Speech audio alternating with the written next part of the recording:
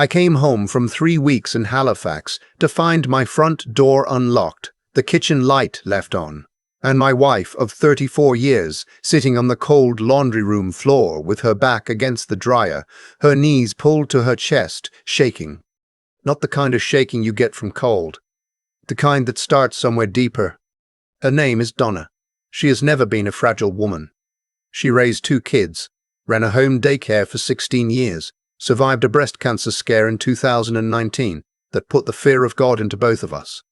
She is the kind of woman who shovels the driveway herself because she likes the quiet of early mornings. Seeing her like that, curled up on the floor between the washing machine and a shelf of laundry detergent, is something I will never fully get out of my head.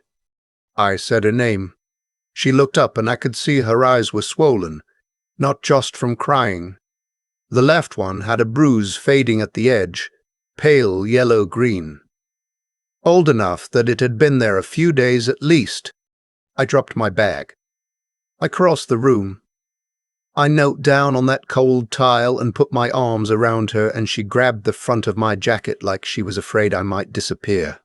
She said, "I didn't know if you'd believe me." I said, "Donna, what happened?" She said, "It was Preston and Sasha, our son, and his wife." I need to back up. This isn't a story that starts at the laundry room floor.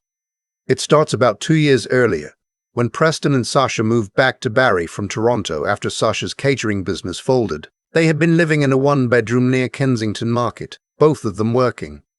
Preston in logistics coordination, Sasha running her small business. When the business closed, the apartment followed shortly after. They showed up in October with a rented truck and the kind of pride that makes people smile too wide and explain too much. I was 62 at the time. Donna was 60. We had the space. Our daughter Margot had moved out 5 years prior, settled in Kelowna with her husband and their 2 kids. The house felt quieter than it used to. I told Donna it would be good to have some life in the place again. She agreed. We gave Preston and Sasha the basement suite, separate entrance, their own bathroom, small kitchen setup. We asked only that they contribute $300 a month toward utilities, that they keep their space, and that they work toward getting back on their feet. Preston agreed immediately. Sasha smiled and said, of course, naturally, they wouldn't dream of being a burden. The first 3 months were fine. Preston was job hunting. Sasha was picking up some event catering shifts here and there. They paid the $300. They came upstairs for Sunday dinners occasionally. Life was normal. Then Sasha started talking about a company called Luminos. She brought it up casually at first. Just mentioned she'd been connecting with some old contacts from her catering network, that she'd found something with real potential. I didn't think much of it. A few weeks later, she started talking about it more specifically. Lifestyle brand, wellness products, network-based income model. I have been around long enough to recognize the shape of that sentence. I worked 30 years in municipal planning. I have sat across from enough consultants and developers using beautiful language to dress up bad ideas. I know what a pitch sounds like when the pitch is the point. I asked her directly. I said, "Sasha, is this a multi-level marketing company?" She smiled the way people smile when they've been trained to handle that question. She said, "It's a relationship-based distribution model. It's completely different." I said I'd like to see the materials before forming an opinion. She said absolutely, of course, she'd love to share them with us. The materials arrived 2 days later.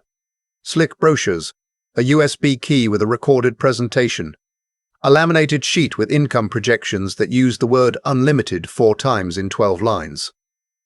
I went through all of it carefully. The products were overpriced supplements with vague health claims. The income model required recruiting.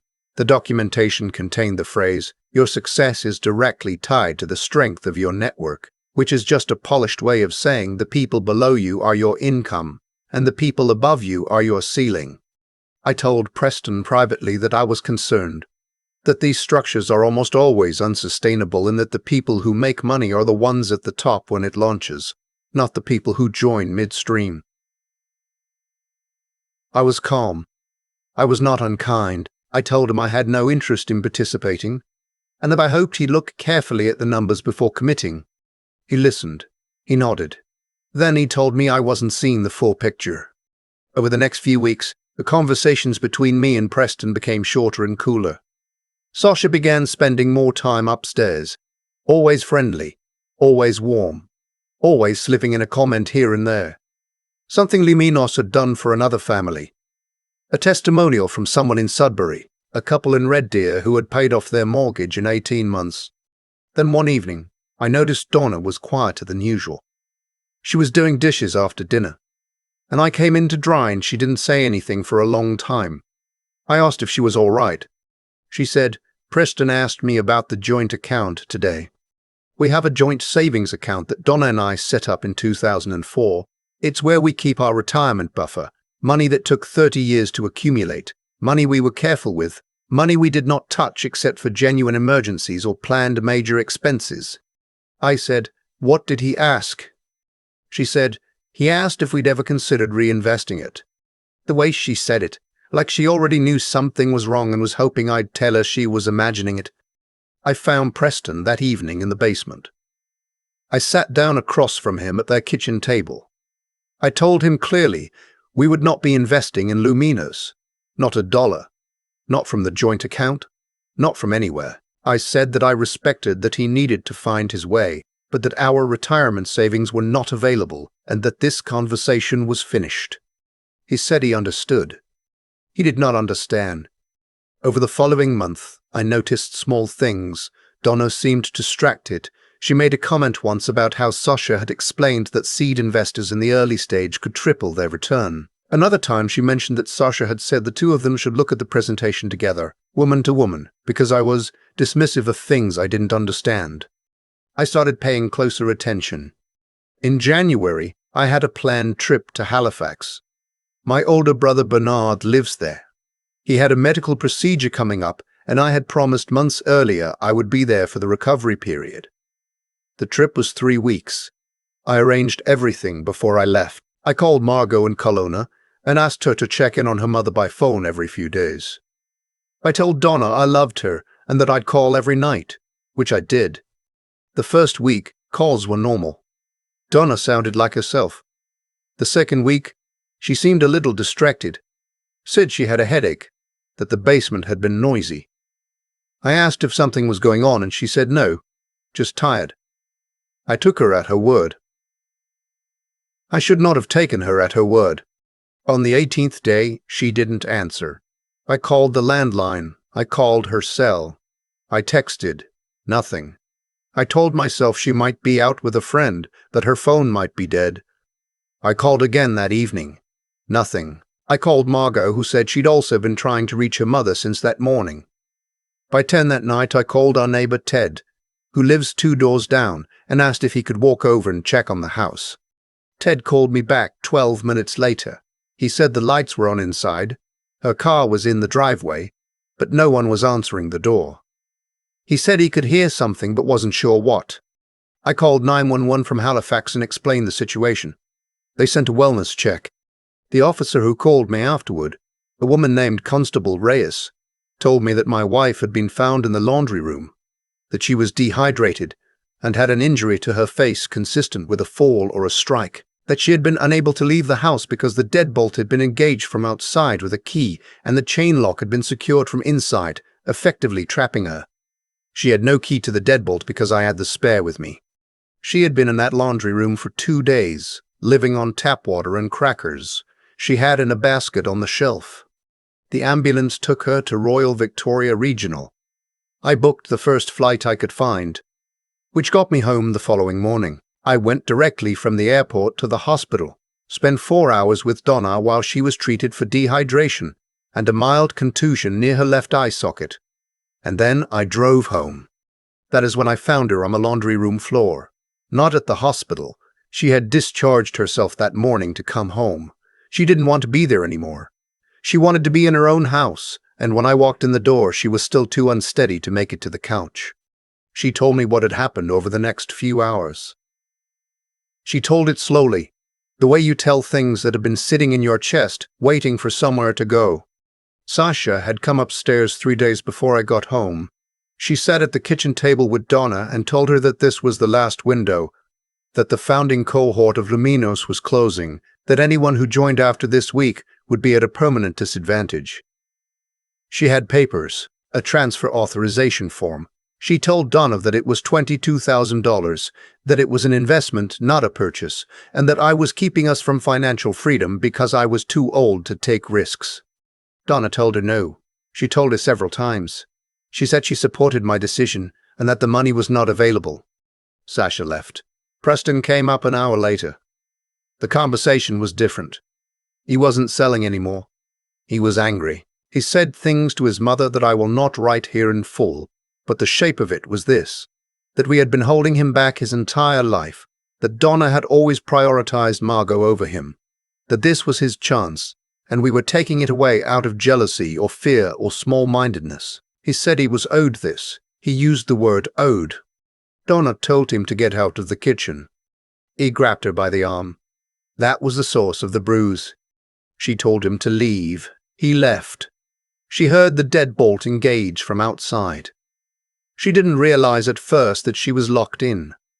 She went to the front door, tried to open it, assumed it was stuck. Tried the back. Same. Her cell phone was on the charger upstairs in the bedroom, and she hadn't brought it down that morning. The landline was in the kitchen. She called Margot. No answer. She called my cell. I was on a chartered bus with my brother to a clinic appointment. No service. She left messages. She called our neighbor Ted. He didn't answer either. By evening, she understood that she was genuinely trapped and that no one was coming. I sat in our living room after she told me all of this, and I stayed very quiet for a long time. There is a particular kind of anger that doesn't make noise. I've had loud anger in my life. Frustration, impatience, the kind that passes quickly. What I felt sitting on that couch was something else. It was slow and it was cold and it was entirely clear. I knew exactly what I was going to do. I just needed to take it one step at a time. I called Margot that evening. She cried. She wanted to drive from Kelowna immediately. I told her to wait. I would keep her informed, and I would need her help later. She listened. She trusted me. That is the kind of daughter we raised. I called our family lawyer the next morning. Her name is Patricia. No, wait. I should not use names from the list. Her name is Wendy Callahan, and she has handled our affairs for 11 years. I explained the full situation. She told me I had potential criminal grounds, unlawful confinement under the criminal code, assault causing bodily harm. She told me to go directly to the Barrie Police Service and file a formal report before anything else. I did that the same afternoon. I sat across from a detective named Sergeant Malone, and I went through everything. Donna had already given her own statement at the hospital. The physical evidence was consistent. The bruise, the dehydration timeline, the deadbolt. Sasha's prints were on the chain lock inside, which meant she had secured it before leaving. How she did it doesn't matter now. What matters is that she did. Preston and Sasha were living in the basement while all of this was unfolding. I had not confronted them. I wanted everything documented before I said a word. 3 days after filing the report, the police brought Preston and Sasha in for questioning. I was not there. I found out afterward through Wendy that Preston had initially denied the physical altercation entirely, claiming Donna had fallen. Sasha said she had no involvement in the door being locked, that it must have been a malfunction. The detective told me these explanations were not consistent with the evidence. Preston was charged with unlawful confinement and assault causing bodily harm. Sasha was charged with unlawful confinement as a party to the offense. Both charges were laid under the Criminal Code of Canada. I changed the locks on the basement suite that same day and had their belongings moved to the front driveway. I left a written notice of eviction under Ontario's Residential Tenancies Act, even though they were family. Even though nothing about this felt like a landlord dispute, I did it correctly because I needed everything to be clean. Wendy had a civil suit filed within the week. We were seeking damages for the assault, for Donna's medical expenses, and for the emotional harm caused. While that was moving forward, I did something else. I called Luminos. Not to threaten them. I called as a concerned citizen. I told them I had documentation showing that one of their distributors had used high-pressure financial coercion against an elderly woman.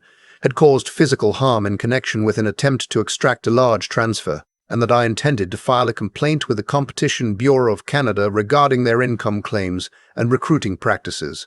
I told them that I had already forwarded the relevant materials to a journalist I know from my years in municipal work who covers consumer fraud for a regional outlet. The woman I spoke to at Luminos put me on hold for 4 minutes and came back with the name of their compliance director. I forwarded everything to Wendy, who handled the rest. I will not pretend any of this was easy. I want to be honest about that. Preston is my son. I held him when he was 4 hours old.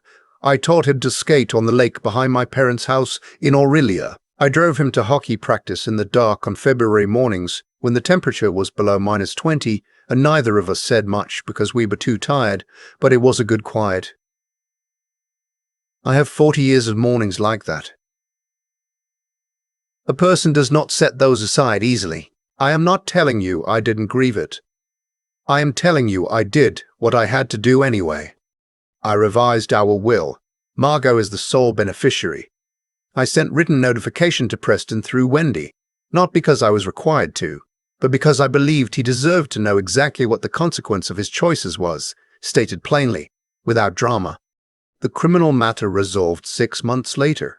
Preston accepted a plea agreement, a conditional discharge with 18 months of probation, mandatory counseling, and a no-contact order with Donna. Sasha received a similar conditional discharge with 12 months of probation. The Crown prosecutor had recommended more substantial consequences, but the judge weighed the guilty pleas and the lack of prior criminal record. I was disappointed, but I respected the process. Wendy told me the civil suit was the stronger lever anyway. The civil matter settled 8 months after that. Preston and Sasha, who were by then living in a rented room in Innisfail, Sasha working at a grocery distribution center, Preston doing contract driving, agreed to a settlement of $41,000. Given that they had very little, the payment was structured over 5 years. I don't care if I ever see $1 of it. I don't say that bitterly. I genuinely mean that the financial number was not the point. The point was that it was on record, that it was documented, that when my grandchildren are old enough to search these names, they will find what happened. Donna has done well, all things considered. She went back to her garden in the spring. She visits Margot in Kelowna twice a year now. She started a watercolor class at the recreation center on Dunlop Street on Thursday mornings, which she had always wanted to do and kept putting off. She does not talk about Preston often. When she does, she's measured. She says she hopes he finds his way. I believe she means it. She has always been more generous than me. I am 65 now. I wake up in the mornings in a house that is quieter again, and the quiet is different from before. It has some weight to it that it didn't used to have. But Donna and I have our coffee on the back deck when the weather allows. And the lake at the end of the road turns colors in September that you cannot describe properly to someone who hasn't seen them. And we are, in every way that matters, all right. If you have a parent, call them tonight. Not tomorrow, tonight. You don't always know what's happening inside the house. I've thought a lot about what made Preston capable of doing what he did. Not to excuse it, there is no excuse, but because I'm 65 years old and I've watched enough of life go sideways to know that things rarely happen without a long lead-up. The truth is, we saw the warning signs. We saw Sasha reshape the way he spoke, the way he reasoned, the way he decided what he was owed. We saw the MLM brochures and the income projection sheets, and the trained smile she had when she handled the word pyramid. We noticed, and we said something, and then we went back to our lives because we believed that noticing and saying something was enough. It wasn't. That is something I have to sit with. What I know now is that good intentions inside a family don't protect anyone if they're not backed by clear boundaries and the willingness to hold them. I loved my son, and I let that love become a kind of passivity. I told myself I was being respectful of his autonomy. I told myself he was an adult and would find his way. What I was actually doing was avoiding the harder thing, staying present, asking more questions, not accepting the nod that meant nothing. Donna paid the price for that. 2 days on a laundry room floor, 2 days with no phone, and a bruise forming near her eye. 2 days waiting for someone to notice she was gone. That is not something a man forgets when he thinks about what he could have done differently. But here is what I also believe. I believe the choices you make when things fall apart reveal more about your character than anything you do when life is easy. When I came home and found her on that floor, I had a choice about what kind of man I was going to be in the months that followed. I could have let grief make me irrational. I could have gone downstairs and said things I couldn't take back. I could have let the anger eat the process. I didn't. I sat with it. I called Wendy. I walked into the police station and I gave my statement clearly and without embellishment. I let the system do what the system is there to do. That steadiness, the ability to think clearly when every instinct is telling you to react, that's not something that comes from nowhere. It comes from years of practicing it in smaller moments. The meeting where someone blindsided you and you stayed calm. The disagreement where you could have escalated and didn't. Character is built quietly, over time, and then it shows up when you need it most. Preston made his choices. They were not small ones, and they were not accidental, and the law treated them accordingly. I feel the loss of him, the way you feel a tooth that has been pulled. There is an absence where something used to be, and you are always slightly aware of it, even when you are not thinking about it directly. That does not go away. I don't expect it to. What I hope is that somewhere eventually, he finds the honesty to look at what he did without Sasha in the room. That he finds a way to understand that entitlement unchecked doesn't just hurt the people around you. It hollows you out. You cannot build anything real on the belief that you are owed what you haven't earned. Donna is painting on Thursday mornings now. The colors she chooses are always brighter than I expect. There is something in that I hold on to on the harder days.